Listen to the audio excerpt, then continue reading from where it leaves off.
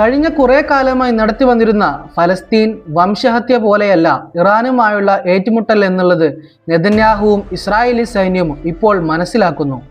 Israeli സൈന്യം നേരിടുന്നത് വലിയ വെല്ലുവിളികളാണ്. ഇറാനിലും ലബനാനിലുമെല്ലാം നടത്തിക്കൊണ്ടിരിക്കുന്ന സൈനിക നടപടികൾ മൂലം ഇസ്രായേൽ സൈന്യം അവരുടെ സൈനികരുടെ കാര്യത്തിൽ ക്ഷാമം നേരിടുന്നു എന്നുള്ള വാർത്തകളാണ് ഇപ്പോൾ പുറത്തു വന്നിട്ടുള്ളത്. ഈ ആഴ്ച നടന്ന ഇസ്രായേൽ സൈനിക ക്യാബിനറ്റ് യോഗത്തിൽ ഇസ്രായേൽ സൈനിക മേധാവി ഇയാൻ സമീർ തന്നെയാണ് ഈ കാര്യം വെളിപ്പെടുത്തിയത്.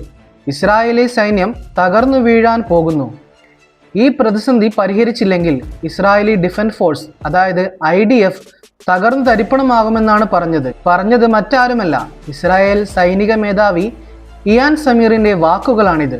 സുരക്ഷാ ക്യാബിനറ്റ് യോഗത്തിലായിരുന്നു ഇയാൻ സമീർ ഇത്തരമൊരു കാര്യം വെളിപ്പെടുത്തിയതെന്ന് ഇസ്രായേലി മാധ്യമങ്ങൾ തന്നെ റിപ്പോർട്ട് ചെയ്യുന്നു. ഇസ്രായേലി യുവാക്കളെ നിർബന്ധിത സൈനിക സേവനത്തിന് കൊണ്ടുവന്നിട്ടില്ലായിരുന്നെങ്കിൽ ഇസ്രായേൽ സൈനികരുടെ ശേഷി നഷ്ടപ്പെട്ട് അവർ ഇല്ലാതെയാകുമെന്നാണ് അദ്ദേഹം തുറന്നു സമ്മതിച്ചത്.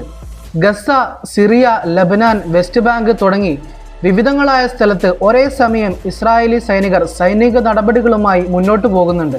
എന്നാൽ അതിനാവശ്യമായ സൈനിക ബലം അവർക്കില്ല എന്നുള്ളതാണ് അവർ നേരിടുന്ന ഏറ്റവും വലിയ പ്രതിസന്ധി. ഈ പ്രതിസന്ധി മറികടക്കാൻ ഇസ്രായേലി ഭരണകൂടം ആവശ്യമായ നടപടികൾ കൈക്കൊണ്ടിട്ടില്ല എന്ന് അദ്ദേഹം കുറ്റപ്പെടുത്തുന്നു. അതുകൊണ്ട് നിലവിൽ യുദ്ധമുഖത്തുള്ള സൈനികരെല്ലാം വലിയ മാനസിക വെല്ലുവിളികളും സമ്മർദ്ദവും നേരിടുന്നു എന്ന് അദ്ദേഹം തുറന്നു സമ്മതിക്കുന്നു.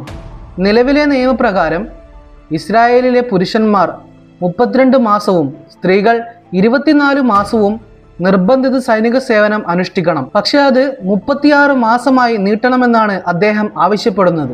വ്യക്തമായ പ്ലാനിങ്ങുകളോ ആവശ്യമായ യുദ്ധസന്നാഹങ്ങളോ ഇല്ലാതെയാണ് ബെഞ്ചമിൻ നെതന്യാഹു ഇസ്രായേലി സൈന്യത്തെ ബഹുമുഖ സംഘർഷത്തിലേക്ക് വലിച്ചിഴക്കുന്നത് എന്നുള്ള ആക്ഷേപമാണ് ഉയരുന്നത്.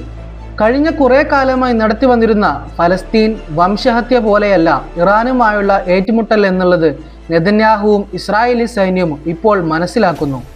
ലോക പോലീസാണെന്ന് അഹങ്കരിച്ചു നടന്ന അമേരിക്കയും ഒന്നും അറിയാത്ത ചെറിയ പിഞ്ചുമക്കളെ പോലും കൊന്നൊടുക്കിയ ഇസ്രായേലും ഇറാന്റെ ഓരോ പ്രത്യാക്രമണങ്ങൾക്ക് മുമ്പിലും പകച്ചു നിൽക്കുന്ന കാഴ്ചയാണ് ലോകം കണ്ടുകൊണ്ടിരിക്കുന്നത്.